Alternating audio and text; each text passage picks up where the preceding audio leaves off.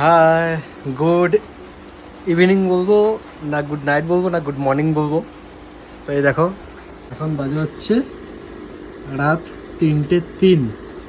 এই একটা video editing করছিলাম এতক্ষণ ধরে, তাই রেন্ডারে বসিয়েছি। এখন হচ্ছে সারা রাত ধরে এডিট করলাম ভাই। এমনি কষ্ট হয় না, শুধু কষ্টটা কী হতো, ঘাড় পুরো ব্যথা হয়ে যায়, বুঝেছো? ঘাড় পুরো ব্যথা হচ্ছে না। তো এডিটটা করলাম কারণ সকালে অনেক কাজ থাকে, তো তো ভিডিও এডিট করতে পারি না।